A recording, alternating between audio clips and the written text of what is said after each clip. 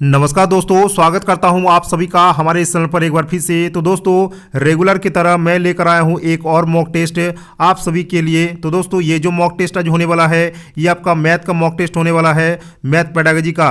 इसमें जो भी क्वेश्चन लिया गया दोस्तों, सभी को जो क्वेश्चन है ये आपका सभी क्वेश्चन एग्जाम के पैटर्न पर आधारित है। तो दोस्तों, वीडियो को थोड़ा सा भी आप लोग स्किप नहीं कीजिए, क्योंकि एक एक जो क्वेश्चन है दोस्तों आप लोगों के लिए बहुत मायने रखता है आपको सीटेट एग्जाम पास कराने के लिए। तो चलिए दोस्तों, शुरुआत करते हैं वीडियो को।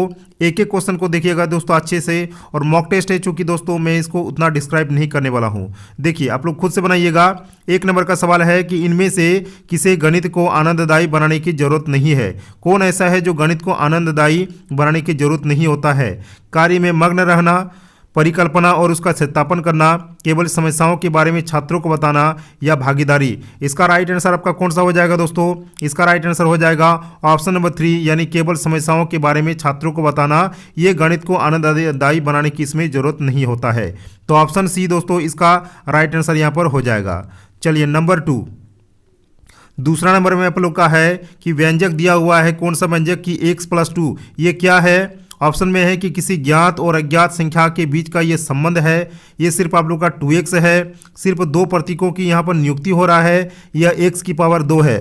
तो दोस्तों इस क्वेश्चन का आपका राइट आंसर हो जाएगा, वो हो जाएगा ऑप्शन नंबर 1, यानी किसी ज्ञात और अज्ञात संख्या के बीच का ये संबंध को बता रहा है। ठीक है, क्या है दोस्तों? ज्ञात आप लोग का 2 है, ठीक है, जो कि कांस्टेंट टर्म में है, और x क्या है? वेरिएबल टर्म है, ठीक है, जो चेंज होते रहता है। तो किसी ज्ञात और अज्ञात संख्या के बीच का ये रिलेशन को बता रहा है आपका x+2। चाहे x+2 रहे, चाहे आप लोग का y+2 रहे, या कोई भी संख्या रहे दोस्तों, कोई भी संख्या रहे, ये आप लोग की क्या होता है? एक आपका ज्ञात होता है और एक आपका अज्ञात होता है, और दोनों के बीच में ये रिलेशन को बता रहा है। ठीक है, चलिए नंबर 3 आप लोग का और एक इंपॉर्टेंट क्वेश्चन आ गया कि निम्नलिखित में कौन सा विकल्प सही नहीं है? गणित सिखाने में खेल का उपयोग किया जाता है किस लिए? कि गणितीय समझ के लिए, बढ़ी हुई समझ के लिए, या बच्चों की समस्या को सुलझाने की क्षमताओं के विकास के लिए समर्थन, या गणित के प्रति बेहतर रवैया बनाने के लिए, या बच्चों की ऊर्जा और समय की बर्बादी के लिए।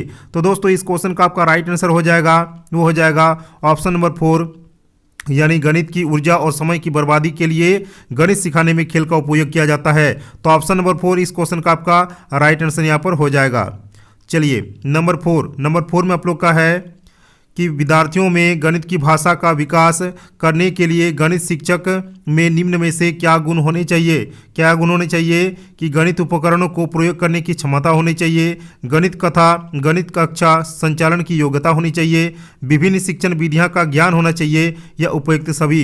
इस क्वेश्चन का आपका राइट आंसर हो जाएगा दोस्तों, वो हो जाएगा ऑप्शन नंबर 4, यानी उपयुक्त सभी। चलिए नंबर 5 में आप लोग का देखिए कौन सा सवाल है कि इनमें से कौन सा बयान सही नहीं है, यानी कौन सा कथन सही नहीं है कि गणित की पढ़ाई करते समय बच्चे सीखते हैं। क्या सीखते हैं? कि सिद्धांत को तैयार करना, या तर्क के आधार पर बयान साबित करना, या विचारों को सामान्यीकृत करना, या गणितीय बयानों को याद करना। तो दोस्तों इसमें क्या बोला है कि कौन सा सही नहीं है? कौन सा सही नहीं हो जाएगा दोस्तों? कौन सा हो जाएगा? वो आपका हो जाएगा दोस्तों ऑप्शन नंबर डी, यानी गणितीय बयानों को याद करना। जो दोस्तों हम लोग को साफ साफ बना रहता है कि कोई भी चीज़ को हमको बच्चों को रटवाना नहीं है, याद नहीं करवाना है। तो आपका राइट जो आंसर हो जाएगा दोस्तों ऑप्शन नंबर 4 इसका राइट आंसर यहाँ पर हो जाएगा। चलिए नंबर 6 में आप लोग का है दोस्तों कि गणित कक्षा में बच्चों को क्या करना चाहिए? कि शिक्षक को कोई सुझाव नहीं देना चाहिए, या गणितीय अवधारणाओं के बारे में उनके विचारों को पेश कर चर्चा करनी चाहिए, या शिक्षक द्वारा दी गई समस्याओं के समाधानों को लिखना चाहिए और चुप रहना चाहिए, या अध्याय के अभ्यास से सवालों के अलावा कुछ और नहीं पढ़ना चाहिए। तो दोस्तों इस क्वेश्चन का आपका राइट आंसर हो जाएगा, वो हो जाएगा ऑप्शन नंबर 2, यानी गणितीय अवधारणाओं के बारे में उनके विचारों को पेश कर चर्चा करनी चाहिए। जब भी आपका चर्चा की बात आ जाता है दोस्तों, तो आपका एक बहुत बड़ा पॉइंट आ जाता है पॉजिटिव का। तो आपका राइट आंसर हो जाएगा दोस्तों ऑप्शन नंबर बी, यानी गणितीय अवधारणाओं के बारे में उनके विचारों को पेश कर चर्चा करनी चाहिए गणित कक्षा के बच्चों को। चलिए नंबर 7 में आप लोग का है कि एक प्रासंगिक स्थिति पर काम करते हुए छात्र से उम्मीद है। क्या उम्मीद है? कि अध्यापक जोर देता है, इसीलिए ऐसा करना चाहिए, या परीक्षा में लिखने के लिए ऐसा करना चाहिए, या यह सिर्फ मजाक के लिए ऐसा करें, या इसमें शामिल गणितीय सिद्धांतों की पहचान करें। इस क्वेश्चन का आपका राइट आंसर हो जाएगा दोस्तों कि एक के प्रासंगिक स्थिति पर काम करते हुए छात्र से उम्मीद ये होता है कि इसमें शामिल गणितीय सिद्धांतों की पहचान इसमें करना जरूरी होता है। तो ऑप्शन नंबर 4 इस क्वेश्चन का आपका राइट आंसर यहाँ पर हो जाएगा। चलिए नंबर 8 में आप लोग का है दोस्तों कि गणित में की गई गतिविधियां छात्रों को शारीरिक रूप से तैयार करती है। उसके बाद है कि छात्रों को अवधारणाओं को याद करने में मदद करती है, या छात्रों को तेजी से गणना के योग्य बनाती है, या छात्रों को खुशी से गणित की अवधारणाओं को ढूंढने के योग्य बनाती है। तो सबसे जो एप्रोप्रिएट इसका आंसर हो जाएगा दोस्तों वो हो जाएगा कि गणित में की गई गतिविधियां छात्रों को खुशी से गणित की अवधारणाओं को ढूंढने के लिए योग्य बनाती है। तो ऑप्शन नंबर 4 इस क्वेश्चन का आपका राइट आंसर यहाँ पर हो जाएगा। चलिए नंबर 9 में आप लोग का है दोस्तों कि प्राथमिक स्तर पर गणित सीखने के मूल्यांकन के लिए इस पर ध्यान दिया जाना चाहिए। बच्चे क्या सीखते हैं, बच्चे कितना गणित याद कर सकते हैं, बच्चे क्यों सीखते हैं, या बच्चे कैसे सीखते हैं। दोस्तों इस क्वेश्चन का आपका राइट आंसर हो जाएगा, वो हो जाएगा कि प्राथमिक स्तर पर गणित सीखने के लिए मूल्यांकन के लिए किस पर ध्यान देना चाहिए कि बच्चे कैसे सीखते हैं। दोस्तों ये सबसे आप लोग का अच्छा पॉइंट होता है कि जब भी आप लोग बच्चे को पढ़ाइएगा तो उसको पहले ये जांच लेना चाहिए कि वो किस तरह से पढ़ रहे हैं, कैसे पढ़ रहे हैं। तो यहाँ पर इसका एप्रोप्रिएट आंसर हो जाएगा दोस्तों कि बच्चे कैसे पढ़ते हैं, बच्चे कैसे सीखते हैं। ठीक है, चलिए नंबर 10 आप लोग का आ गया कि गणित यह विकसित करने में मदद नहीं करता। किस में मदद नहीं करता? कल्पना में, शारीरिक शक्ति में, अमूर्त सोच में, या तार्किक विचार में। तो दोस्तों इसमें जो आप लोग का आंसर हो जाएगा वो हो जाएगा दोस्तों ऑप्शन नंबर बी यानी शारीरिक शक्ति। तो गणित विकसित करने में मदद नहीं करता है किसको? न शारीरिक शक्ति को। चलिए नंबर 11 में आप लोग का है कि गणित की विभिन्न अवधारणाएं विज्ञान, सामाजिक अध्ययन और भाषा को समेकित अधिगम के जरिए प्रभावकारी ढंग से पढ़ाया जा सकता है। यह कथन सही है या गलत है, यह संभव नहीं है, या यह केवल एक धारणा है। इस क्वेश्चन का आपका राइट आंसर हो जाएगा दोस्तों वो हो जाएगा ऑप्शन नंबर 1 यानी यह कथन आप लोग का पूर्ण रूप से सही है। तो ऑप्शन नंबर 1 इसका राइट आंसर यहाँ पर हो जाएगा। चलिए नंबर 12 में आप लोग का है कि राम दृष्टिबाधित एक छात्र है। निम्नलिखित में से कौन सा उसके लिए अभिविन्यास और गतिशीलता प्रशिक्षण के लिए सबसे उपयोगी होगा? नोटबंदी के लिए स्लेट और स्टाइल्स या ऑडियो क्लिप्स होना चाहिए, या सीखने की गतिविधियों का मौखिक विवरण होना चाहिए, या स्कूल भवन के स्पर्श नक्शे। तो दोस्तों इसमें आपका राइट आंसर हो जाएगा चूँकि आप लोग का जो राम है वो क्या है, दृष्टिबाधित छात्र है, यानी उसको आंख से दिखाई नहीं देता है। तो उसको सबसे जो बढ़िया तरीका होता है दोस्तों पढ़ाने का, वो प्रशिक्षण का, वो आपका हो जाएगा स्कूल भवन के स्पर्श नक्शे। यानी वो सिर्फ स्पर्श करके ही यानी छू के ही वो अपने पढ़ाई को आगे बरकरार रख सकता है। तो इसका राइट आंसर हो जाएगा दोस्तों आप लोग का ऑप्शन नंबर 4 यानी स्कूल भवन के स्पर्श नक्शे। चलिए नंबर 13 में आप लोग का है कि इन सभी को छोड़कर UDL जो है वो सिद्धांत है। किसका सिद्धांत है? कि काम करने के कोई साधन, व्यवहार प्रबंधन के कई साधन, प्रस्तुति के कई साधन, या अभिव्यक्ति के कई साधन। इस क्वेश्चन का आपका राइट आंसर हो जाएगा दोस्तों वो हो जाएगा आप लोग का ऑप्शन नंबर 2 यानी व्यवहार प्रबंधन के कई साधन आप लोग का UDL सिद्धांत बताता है। चलिए नंबर 14 आप लोग का है कि विकलांग व्यक्ति अधिनियम यानी 2016 RPWD एक्ट अधिनियम 2016 समावेशी शिक्षा को शिक्षा की एक प्रणाली के रूप में परिभाषित करता है जिससे विकलांगता और बिना विकलांगता वाले छात्र शामिल हैं।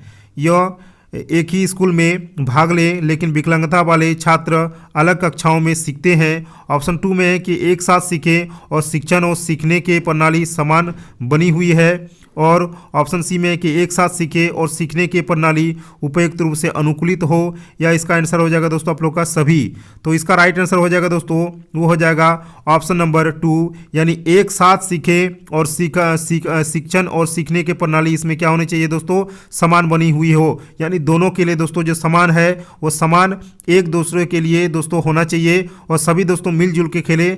ये दोस्तों आप लोग को बताता है RPWD एक्ट यानी 2016 का जो आप लोग RPDW एक्ट हुआ था।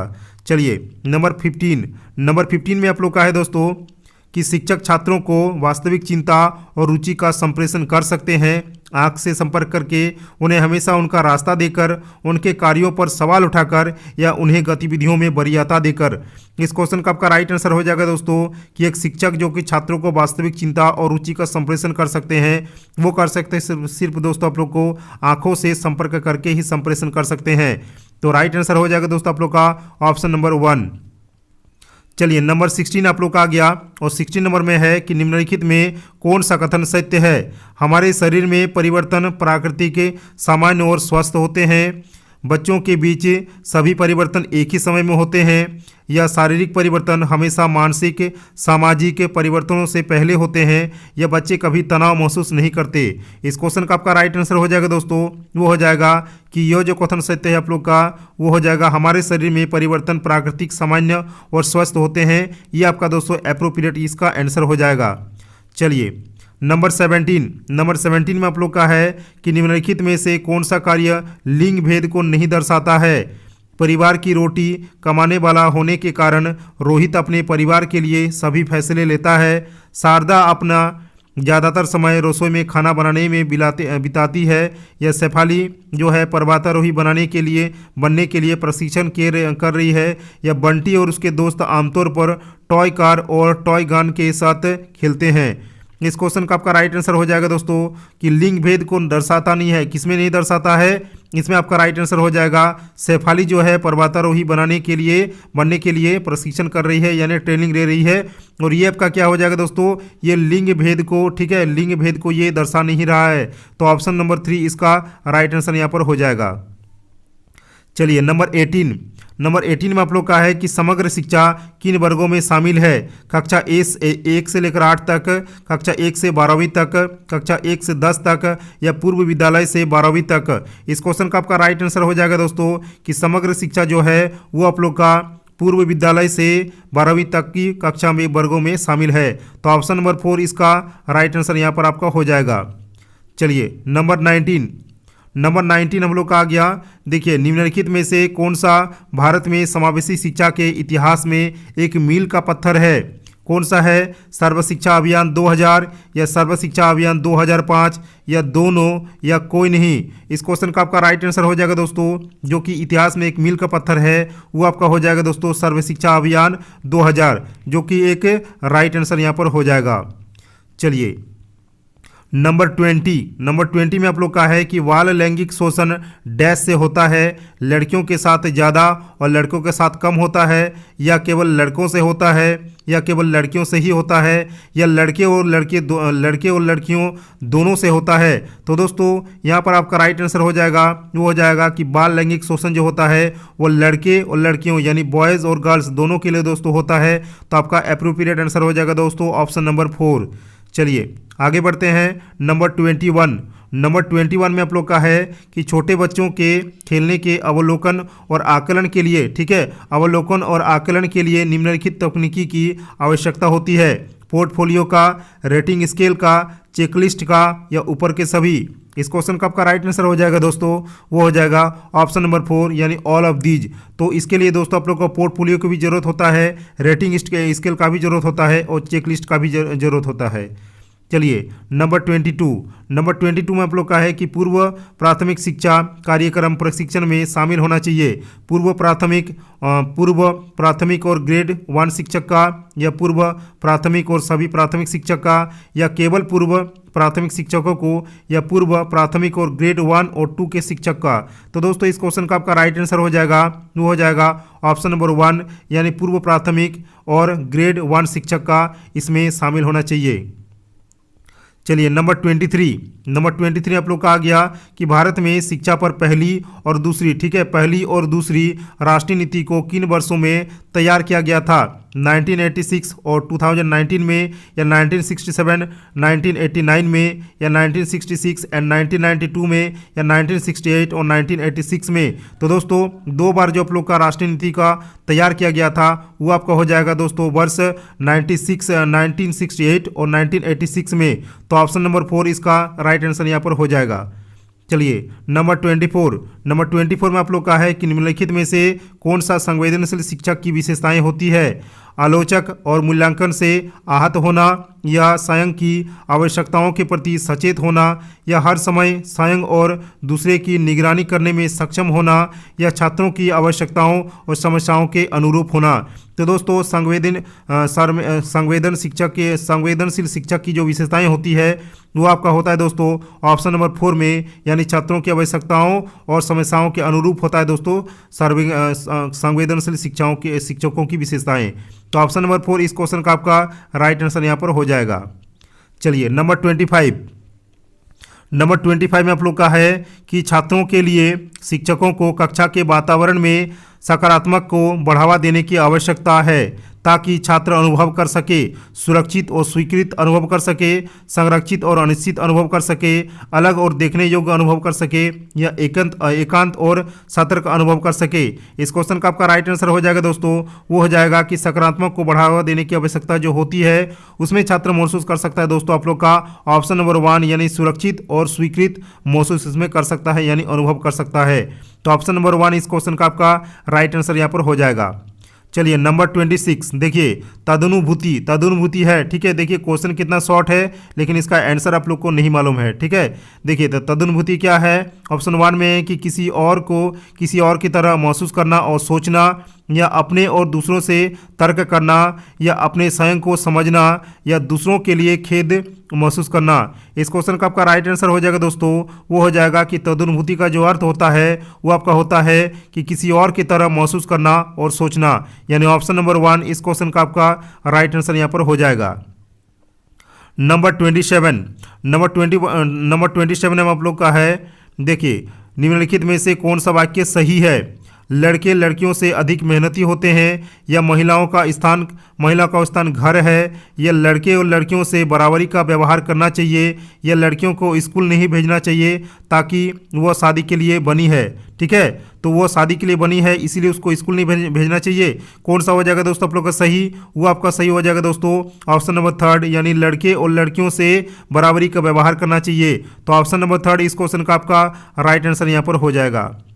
चलिए नंबर 28 में आप लोग का है कि बच्चों को निःशुल्क और अनिवार्य शिक्षा का अधिकार आरटीई अधिनियम कब अधिनियमित किया गया और कौन से वर्ष में इसे लागू किया गया। वर्ष 2008 अधिनियम में और अप्रैल 2009 में लागू हुआ, या वर्ष 2008 अधिनियम में और अप्रैल 2009 में लागू हुआ, या वर्ष 2009 अधिनियम में और अप्रैल 2009 में लागू हुआ, या वर्ष 2009 अधिनियम में और अप्रैल 2010 में लागू हुआ। तो दोस्तों बच्चों को निःशुल्क और अनिवार्य शिक्षा का जो अधिकार यानी जो आरटीआई जो आप लोग का लागू हुआ था वो आपका हो जाएगा दोस्तों ऑप्शन नंबर 4, यानी वर्ष 2009 अधिनियम में और अप्रैल 2010 में यह लागू हुआ था आपका आरटीआई। चलिए नंबर 29 में आप लोग का है कि गणित शिक्षण में गणितीय भाषा संबंधी समझ के विकास हेतु आवश्यक है। क्या आवश्यक है कि गणित की क्रियाओं को क्रमबद्ध रूप से समझना, या गणित दशाओं में गणितीय समस्याओं को समझना, या प्रत्ययों को संकेत में प्रकट करने की समझना, या उपयुक्त सभी। इस क्वेश्चन का आपका राइट आंसर हो जाएगा दोस्तों कि गणितीय भाषा संबंधी समझ के विकास हेतु आप लोग का आवश्यक होता है, वो आपका आवश्यक हो जाएगा दोस्तों आप लोग का सब ऑप्शन हो जाएगा, यानी ऑप्शन नंबर 4 इसका राइट आंसर यहाँ पर हो जाएगा। चलिए लास्ट क्वेश्चन हम लोग आ चुके हैं नंबर 30। देखिए निम्नलिखित में से कौन सा कथन लड़कों पुरुषों, ठीक है, लड़कों पुरुषों के बारे में एक जेंडर स्टीरियोटाइप नहीं है कि लड़कों पुरुषों को नहीं रोना चाहिए, या लड़के पुरुष बच्चे पैदा करने के साथ साथ खाना भी बना सकते हैं, या लड़के पुरुष बेहतर चालाक होते हैं, या लड़का पुरुष परिवार के पालनकर्ता होते हैं। इस क्वेश्चन का आपका राइट आंसर हो जाएगा दोस्तों, वो आपका जेंडर स्टीरियोटाइप नहीं होता है। लड़कों पुरुषों को रोना नहीं चाहिए जो आप लोग का क्या है दोस्तों जेंडर स्टीरियोटाइप नहीं है। तो ऑप्शन नंबर 1 इस क्वेश्चन का आपका राइट आंसर यहाँ पर हो जाएगा। तो दोस्तों टोटल क्वेश्चन था आप लोग का 30 क्वेश्चन, और 30 क्वेश्चन में दोस्तों आप लोग का कितना सही हुआ ये दोस्तों आप लोग ईमानदारी से कमेंट बॉक्स में भर दीजिए। तो दोस्तों वीडियो कैसा लगा, वीडियो को एक लाइक कीजिए, ज़्यादा से ज़्यादा दोस्तों वीडियो को फैलाइए अपने दोस्तों को, अपने साथियों को, और दोस्तों एक लाइक और चैनल को सब्सक्राइब जरूर से जरूर कर दीजिए। मिलते हैं नेक्स्ट वीडियो में किसी और टॉपिक के साथ, तब तक के लिए जय हिंद, वंदे मातरम।